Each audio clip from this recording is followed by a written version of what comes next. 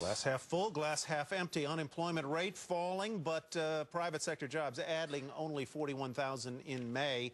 Non-farm payrolls rising less than expected. So the American dream, is it salvageable? Is it at risk? What's it going to take to kickstart hiring and pump up the American spirit, which seems to be taking shots to the jaw left and right? Joining us for our Power Lunch Job Summit is Mayor Mario, Mark Mario, President and CEO of the National Urban League, former mayor of New Orleans. We're going to talk to you about the oil spill as well, and to Carlos Gutierrez, former Commerce Secretary, as well as a CNBC contributor, Bill George, former Medtronic CEO and current professor of management practice at Harvard Business School. Boy, we could talk about a lot of things here, but let's start with jobs. Bill George, let me ask you, as a guy who has had to meet a payroll, who, as you, Secretary Gutierrez, also did at Kellogg, what would it take to get American business, small and large, really hiring again in America, not overseas? Tyler, I think we need to shift to an investment economy and innovation economy. That's where all the jobs came from in the 90s.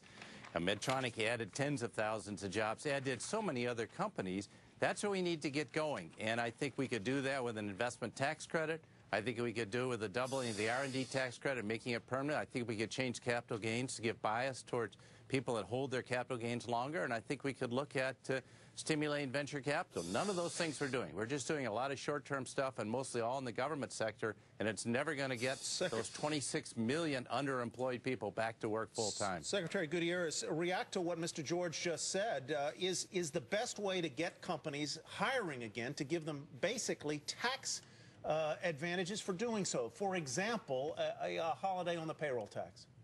Yeah, I think directionally he's right on. First thing we should do that is very simple to do, and right there in front of us, is stimulate exports. We have 3 free trade agreements that haven't been voted on. Let's get those out of the way. Let's show that we're serious about exports. And I think that, you know, he's right on in terms of directionally, this economy has been going toward government control. 25% of GDP is now government spending. 5 years ago it was 18. And we need to shift that back to the private sector. And Secretary Gutierrez, if labor is a product, right? And companies are going to use, they buy products. Have we made buying American labor too expensive? We've raised the minimum wage. Now all of these businesses are looking at healthcare costs that they are going to have to provide. When you're going to hire somebody, you've got to believe they're going to produce enough to pay off their costs. Yeah. Have we made it too expensive? It's a great point. I mean, it depends on the focus of the strategy. What is our growth strategy? And in order to do that, we've got to create the environment. We need a small business creation and innovation revolution, and not a 1950s style anti-business revolution. That's what will get jobs going in this country once again. Mark Mario, at what point do we start to have to say the Obama policies themselves aren't doing enough to create more jobs? I mean, he gave out tax rebates to 40% of Americans who don't even pay taxes at all, but he's raising taxes on investors, he's raising taxes on business, and those people who earn over $250,000, 2/3 of that are small business owners, and we're not supposed to be raising tax on small business, create jobs, Mark. It's a nice discussion to talk about taxes, but tax incentives alone are not going to put 15 million Americans back to work in the short run. I embrace a long-term strategy, but in the short term, if we don't put people back to work by whatever means necessary, we are looking at long-term difficulty in growing the economy in a fashion that creates jobs. Does raising the minimum wage help or hurt the constituency of the Urban League? Let me tell you, raising the minimum wage helps. The minimum wage ought to track the inflation rate. Raising it arbitrarily beyond inflation is not something I'm for, but I am for giving people an opportunity to afford the basic necessities of life if they work.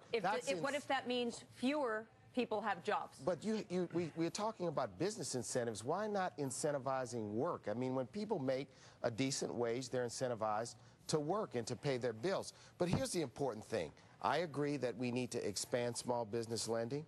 I believe, number 2, and I've said it on this show before, that direct job creation is a way to put people back to work in the short run.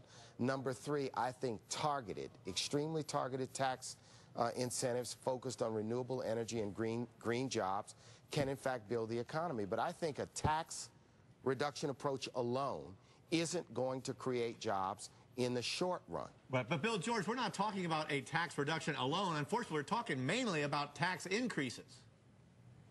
Well, I think that is a problem, particularly for small business. This is a real problem for small business, and that's where the jobs come from.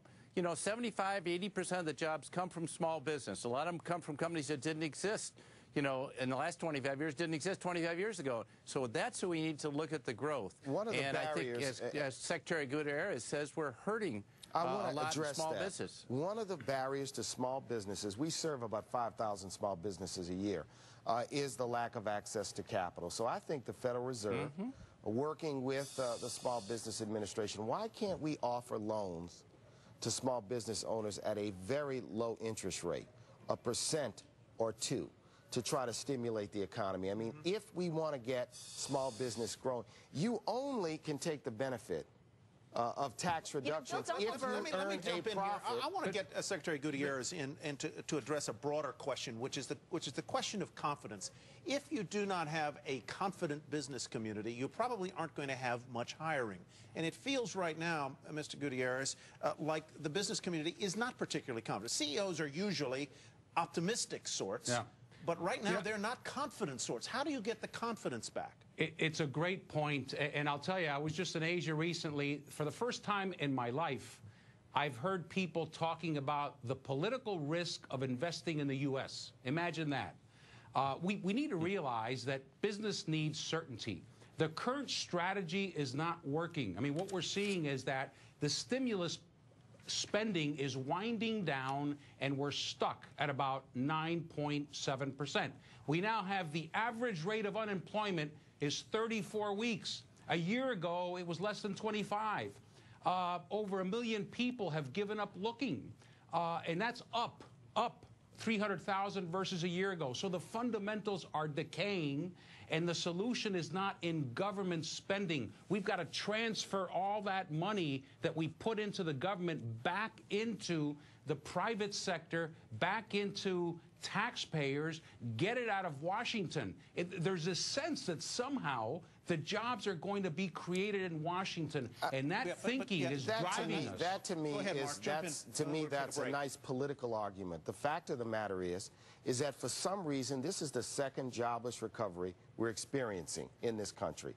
And the fact of the matter is that there's structural adjustments, structural changes taking place, which mean that the strategies that we've utilized, whether it's been on the tax side or the spending side, have not yielded the benefits. But that's why the taxpayers don't feel like they've gotten their money's worth from the first stimulus package that was supposed to create jobs. Well, here's the fact. The fact is it created 1.2 to 2 million jobs. But the fact of the matter is, I believe that it needed to be larger. And the other fact of the matter is that 1/3 of the first stimulus were tax provisions, tax benefits. Aren't we seeing, though, that was very inefficient spending? It was close to $1 trillion, and we're stuck at 9.7%. All right, on that and we thought, still have 15 million people. Gentlemen, hold on. And Bill, hold on just a sec. We need to squeeze in a break here, and then we're going to come back, continue the conversation, add in Steve Leisman after this quick break. Stay right here. Solutions for America as our special jobs summit continues. Steve Leisman's talking to economists all morning long. He's going to tell you what they think we need to do to jumpstart jobs growth. We're back in 2 minutes.